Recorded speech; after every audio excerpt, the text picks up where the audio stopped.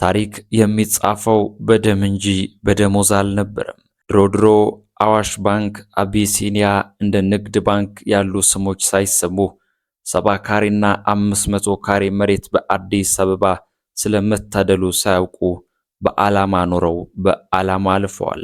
ዛሬ ግን ሰማዩ ተቀይሯል። ከበረሃው ትቢያ የወጡ አንዳንዶች የካፒታሊዝምን ጥፍጥ አጣጣሙ። የዓላማው ጽናት በፎቅ ቁመት ተለካ። ህዝቡ በረሃብና በጦርነት ሲታመስ፣ እነሱ ግን አዲስ አበባ ላይ ሀብት በማክበስበስ ለልጆቻቸው ድሎት በማመቻቸት ተጠመዱ። በትላንቱ ታጋይና በዛሬው ባለሀብት መካከል ያለው ገደል የትግራይ ህዝብ ለጅብ አሳልፎ ሰጥቶታል። የሚዲያ ስክሪኖች የደም መድረክ ሆኑ። በደህንነት መስሪያ ቤቶች የሚዘወሩ ሚዲያዎች በፎቶሾፕ የተሰሩ ምስሎች በማሰራጨት የአማራንና የትግራይን ህዝብ ለማጋጨት ቀን ከሌሊት ይተጋሉ። በህዝብ ስቃይ ላይ የሚቆሙ አክቲቪስቶችና ሚዲያዎች የአካውንታቸው መሙላት ብቻ ያሳስባቸዋል። ሰው ሲሞት ቆመው የሚያጨበጭቡ የዲጂታል ተኩላዎች የዘመኑ መታወቂያም ሆነዋል። የትላንቱ አንበሳና ነበልባል የተባሉ ጀነራሎች የኤርትራን ሰራዊት አባታችን መካሪያችን ሲሉ አወደሱ። ሁለቱ አገራት ከእንግዲህ አይነጣጠሉም ብለው ምለው ነበር። ዛሬ ግን ትረካው ተቀየረ። በባሌም በቦሌም የሚሉ ዘመቻዎች የአየር ላይ ሞገድ ሆኑ። በትላንት ወዳጅ ላይ የክህደት ቃላት ተወረወሩ። የትላንቱ ጥምር ክንድ ዛሬ ወደ ተኩስ አቁምና ወደ ክስ ተቀየሩ። ፖለቲካው ልክ እንደ አየር ሁኔታ ተለዋዋጭ ሆነ። ይህች ታዳጊ ትግራይ ግማሽ አካሏ ያጣች፣ ፍትህ የተነፈገች ግን ደግሞ ተስፋ ያልቆረጠች፣ ጀነራሎቹ በወታደራዊ ሳይንስ ሲፈላሰፉ፣ ፖለቲከኞች በቪላዎቻቸው ሲደራደሩ፣ ይህች ታዳጊ ግን ዛሬም ለፍትህ ትጮኻለች።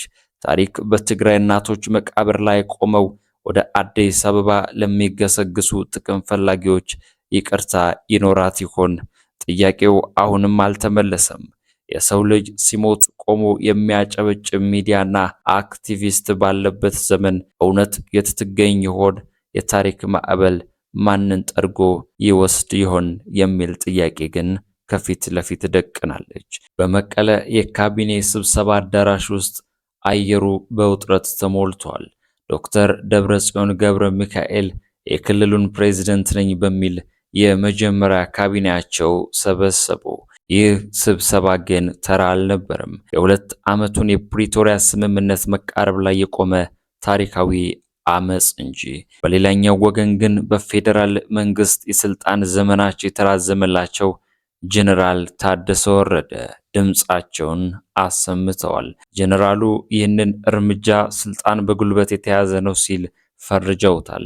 የቀጣዩ አደገኛ መንገድ የተጀመረበት ዕለት በማለት የወደፊቱን የጦርነት እጣ ፈንታ የጥፋት ደመናም ተንብየዋል። ህወሓት ፕሪቶሪያ ፈርሷል፣ ስለዚህ ጊዜያዊ አስተዳደር የለም ይላል።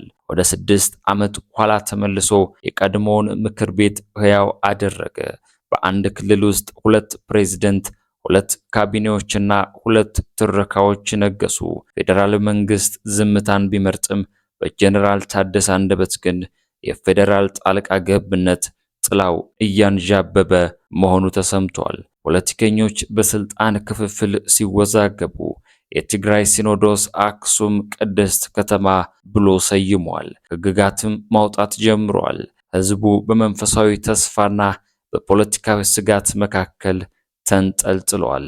አንዱ ሉዓላዊነት ይላል፣ ሌላው ሰላም ይጥፋ ይላል። በመካከል ግን ያቺ ትግራይና ተፈናቃዩ ህዝብ ቁም ስቅላቸውን ያያሉ።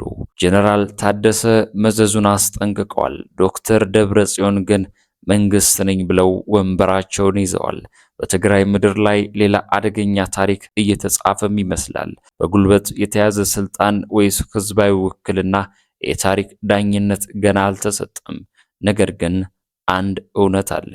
ይህ መንገድ ወደ ቀጣዩ አደገኛ ማዕበል የሚወስድ ከባድ ጉዞ መጀመሪያ መሆኑ ነው። ይህ የዛሬዎቹ መረጃዎቻችን ናቸው። ከደቂቃዎች በኋላ በሌሎች መረጃ እንገናኛለን። ሰላም።